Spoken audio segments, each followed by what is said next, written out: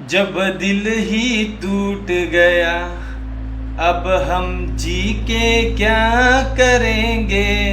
जब दिल ही टूट गया, दिल नहीं टूटा है, हमारे माइंड ने कुछ चीज़ें गलत तरीके से परसीव किया है। हेलो फ्रेंड्स, मैं हूं आपका दोस्त डॉक्टर राजीव कुंभार और आज मैं बहुत ही ज़्यादा सेंसिटिव विषय पे बात करना चाहता हूं। जी हाँ, आज हम बात करेंगे डिप्रेशन के बारे में, जिसे हिंदी में अवसाद कहते हैं। According to WHO January 2020 report, 260 million people all over the world are suffering from depression, and amongst them 8 lakh people commit suicide every year worldwide. That is huge number. क्या हम इतने खुदगर्ज और बेपरवाह हो गए हैं कि हम दूसरों का दर्द समझ ही नहीं पा रहे या समझना ही नहीं चाहते, और हम इंतज़ार कर रहे हैं कि हमारा कोई करीबी इस डिप्रेशन का शिकार हो और इस दुनिया से चल बसे, तब हमारी आंखें खुले। कोरोना महामारी खत्म हो रही है और खत्म हो भी जाएगी, पर इसके बाद में आने वाली एंजाइटी और डिप्रेशन की पेंडेमिक को हम जानबूझ के नज़रअंदाज कर रहे हैं। आजकल डिप्रेशन इतना कॉमन हो गया है जितना कॉमन तो सर्दी खांसी भी नहीं है। ये इसलिए है क्योंकि कोई भी अपनी इमोशंस सामने वाले से शेयर करना चाहता है तो लोग उसकी मजाक उड़ाते हैं। मैं चाहता हूँ कि नेशनल लेवल पे हमारे जो कोई भी मोटिवेशनल स्पीकर और हमारे देश के जो महान हस्तियाँ हैं वो एकजुट होके आए और इस डिप्रेशन के सॉल्यूशन के बारे में सीरियसली विचार करें। अब ध्यान से समझिएगा, डिप्रेशन ये बीमारी नहीं है, यह एक मेंटल स्टेट है जिसमें इंसान बहुत लंबे समय के लिए निराशा में रहता है या उदास रहता है। इसके कई लक्षण हैं। सबसे पहला इसका लक्षण है होपलेसनेस। इसमें क्या होता है कि इंसान भविष्य के प्रति, फ्यूचर के प्रति अपनी निश्चितता को खो देता है। उसके पास होप नहीं रहती। वह सोचता है कि मेरी ज़िंदगी यहाँ पे ख़त्म है, मेरा फ्यूचर ब्लैंक है। इसका दूसरा लक्षण है एंग्जाइटी। एंग्जाइटी माने डिस्कम्फर्ट, माने इंसान को ऐसा लगता है कि उसके कंधे पे या छाती पे किसी ने बोझ रखा है। उसको पाल्पिटेशन माने धड़कनें उसके तेज होती है। इंसोम्निया, उसको रात में नींद नहीं लगती है। कोई भी छोटी छोटी चीज़ करते समय उसे डर लगता है, पसीना आना शुरू होता है। इसका तीसरा लक्षण है लॉस ऑफ इंटरेस्ट।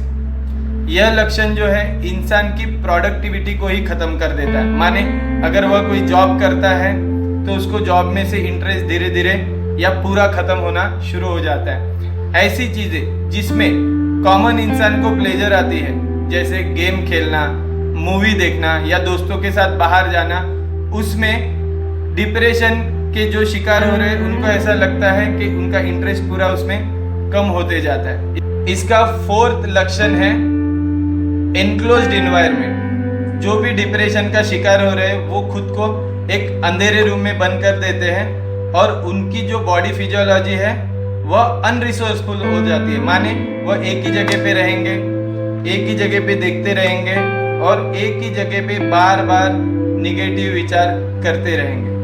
और इसका लास्ट और सबसे डेंजर लक्षण है सुसाइडल थॉट। इंसान को लगता है कि मैं मेरी जिंदगी यहीं पे खत्म कर दूंगा और यहीं से एक नई शुरुआत करूंगा, पर उसे क्या पता कि शायद यही लास्ट जिंदगी हो और इसके बाद में कोई शुरुआत ही ना हो। या इंसान सोचता है कि मेरी जिंदगी हेल हो गई है और मैं आगे में यहाँ पे जिंदगी खत्म करूंगा और हेवन में जाऊंगा, पर उसे क्या पता कि यही हेवन हो। बस उसको क्लियरिटी नहीं है और उसके क्लियरिटी ना होने की वजह से उसने इस हेवन को हेल समझ लिया है। हमेशा याद रखिएगा, डिप्रेशन दो चीज़ों की वजह से आता है। एक पास्ट ग्रीफ या प्रेजेंट ग्रीफ। माने ग्रीफ माने गहरा शोक, जो अपने चाहने वाले बहुत करीबी उनके गुजर जाने के वजह से या उनके ज़िंदगी को छोड़ के चले जाने के वजह से जो इमोशन आता है उसे ग्रीफ कहते हैं। या तो डिप्रेशन ग्रीफ के वजह से आता है, या सेकंड फ्यूचर अनसर्टेनिटी या फ्यूचर की एंजाइटी।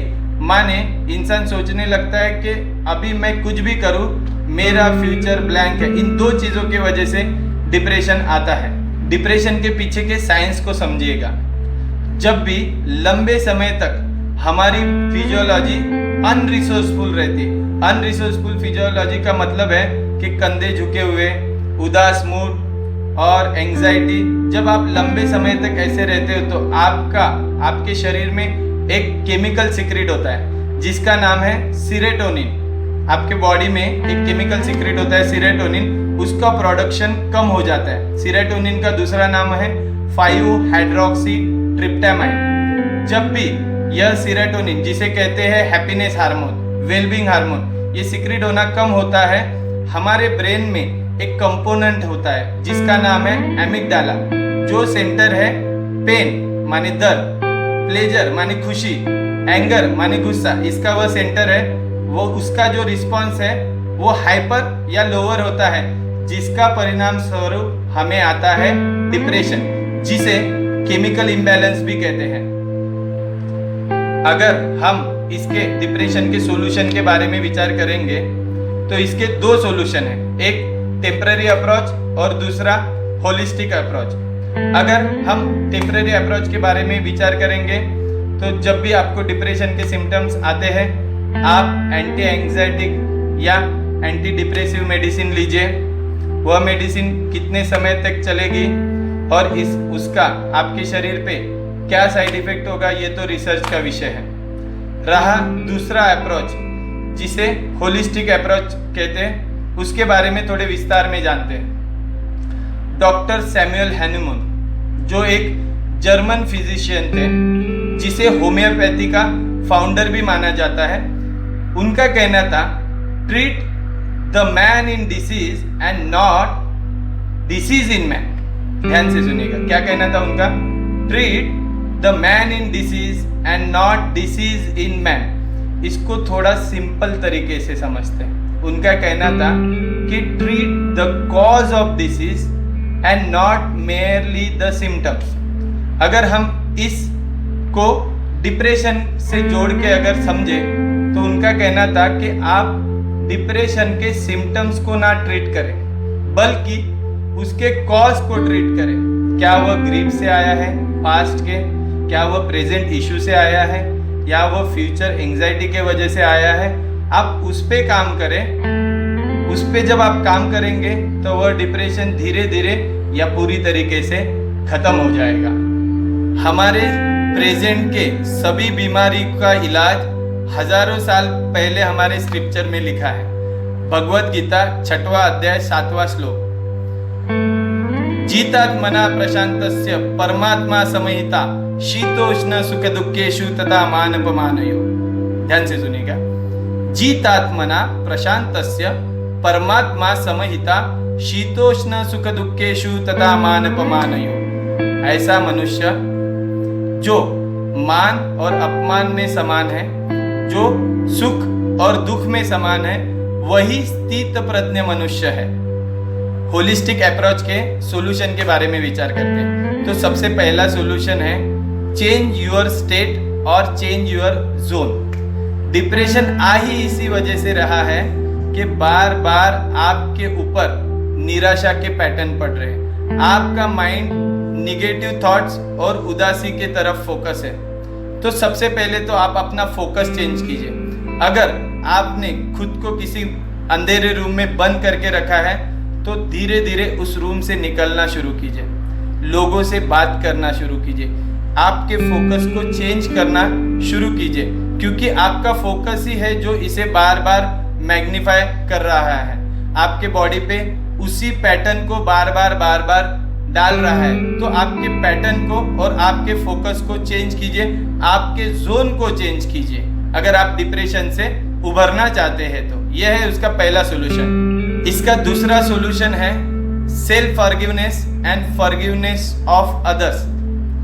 खुद को माफ कर दीजिए। अगर कुछ सालों पहले आपके अंदर कुछ गिल्ट दबा है तो खुद को माफ करना सीखिए और दूसरों को भी माफ करना सीखिए। दिल में मलाल मत रखिए, जो है यहीं पे है। तो जल्दी से जल्दी खुद को माफ कीजिए और दूसरों को भी माफ कर। ऐसा अगर दूसरों को माफ करना नहीं हो रहा तो सोचिए आप डिवाइन मदर हो, एक मदर हो, और उनको बच्चों समझ के उनको माफ कर। भले आपको लग रहा है उन्होंने बहुत बड़ा आपके साथ निगेटिव चीज किया है, पर माफ कर दीजिए। माफ करना सीखे, इस जिंदगी में दूसरों को माफ करना सीखे। इसका तीसरा सॉल्यूशन है कीप योर सेल्फ प्रॉमिसेस। अगर आप खुद से अगर कोई वादा करते हो, जब आप निराशा में हो और आप खुद से वादा करते हो कल मैं 6 बजे उठूंगा, और आप उठते ही नहीं हो, तो आप खुद से किया हुआ वादा तोड़ देते हो। और जब भी आप खुद से किया हुआ वादा तोड़ते हो तो आप खुद की नजर में गिर जाते हो और आपको यह यकीन दिला देते हो कि मैं आगे में जाके यह चीज नहीं करूंगा। तो खुद की नजर में मत गिरे, और जो भी आपने खुद से वादा किया है उस वादे को पूरा कीजिए। भले ही अगर आपने 6 बजे वादा किया है 7 बजे उठे, पर खुद से किया हुआ वादा आप जरूर पूरा कीजिए। इसका चौथा सॉल्यूशन है seek help from others and be motivated. Your friends are literally solution to every problem. आप अगर डिप्रेशन में हैं, या तो आपको अच्छे दोस्त नहीं हैं, या आपने कभी अच्छे दोस्त नहीं बनाए। तो अगर ऐसा है तो जल्दी से अच्छे दोस्त बनाना शुरू कीजिए, और अगर आपके अच्छे दोस्त हैं तो उनसे कुछ बातें शेयर कीजिए, उनसे अपनी इमोशन शेयर कीजिए। जो भी आपने अंदर सप्रेस किया है उसे एक्सप्रेस करना, उसे निकालना सीखे।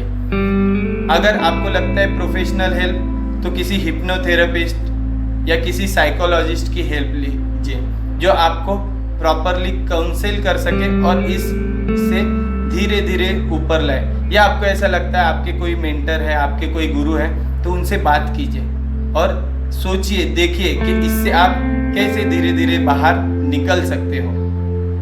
इसका 5वां पॉइंट है install new hope and plan your future. अगर आपको फ्यूचर के प्रति एंजाइटी या अनसर्टेनिटी आ रही है तो सबसे पहले आपके फ्यूचर को स्ट्रेटेजाइज कीजिए आपके फ्यूचर को, और प्लान कीजिए और नई होप इंस्टॉल कीजिए। कैसे करेंगे आप नई होप इंस्टॉल? तो एक ब्राइट फ्यूचर के बारे में विजुअलाइज कीजिए। इसके बारे में हमारा वीडियो भी है, आप देख लीजिएगा। इसका लास्ट और सबसे अच्छा सॉल्यूशन है कैथारसिस करें। अगर हम डिप्रेशन इस वर्ड को अगर ब्रेक करें तो उसका मीनिंग आता है डी एक्सप्रेशन, माने आप खुद को एक्सप्रेस करना भूल गए हैं। When was the last time you laugh hard like child on silly thing? आप खुल के हंसे हो, कब ऐसा टाइम है?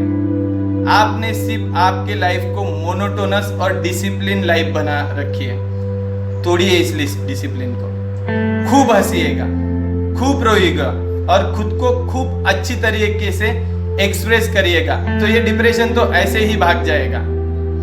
जो भी लोग हैं आज के ज़माने में जो डिप्रेशन से गुजर रहे हैं या जिन्हें डिप्रेशन के पैटर्न आ रहे हैं, मैं उनसे एक बात कहना चाहता हूँ। अगर आपको सुसाइड के ख्याल आ रहे हैं तो एक बात ज़रूर याद रखिएगा, अगर आप सुसाइड करोगे तो आप अपने फैमिली को, माने अपने माता पिता या अपनी वाइफ या अपने बच्चों को जिंदगी भर का पेन देके उन्हें वैसे ही छोड़ जाने वाले हैं, और शायद वह इस पेन से जिंदगी भर तक ना उभरे।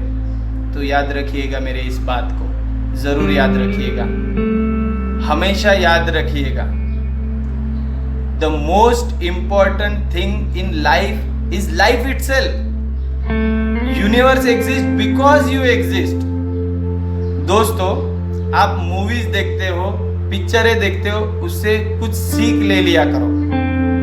ऐसी मूवीज, ऐसे गाने हैं जो सबकॉन्शियस माइंड के लिए कमांड हो सकते हैं और आपका डिप्रेशन झट से भाग सकता है। ऐसा ही एक गाना मैं आपको सुनाना चाहता हूँ, गौर कीजिएगा। खोके अपने पर ही तो उसने था उड़ना सीखा, खोके अपने पर ही तो उसने था उड़ना सीखा, गम को अपने साथ भी ले ले, दर्द भी तेरे काम आएगा। गम को अपने साथ भी ले ले, दर्द भी तेरे काम आएगा। अल्लाह के बंदे हंस दे, जो भी हो कल फिर आएगा। अल्लाह के बंदे हंस दे, जो भी हो कल फिर आएगा। आशा है आपको हमारा यह वीडियो पसंद आया होगा। अगर ऐसा है तो प्लीज़ हमारे चैनल को सब्सक्राइब कीजिए। और अगर आपको ऐसा लगता है कि आपका कोई करीबी या कोई दोस्त डिप्रेशन के पैटर्न से गुजर रहा है तो प्लीज़ इस वीडियो को उनके साथ शेयर कीजिए। धन्यवाद।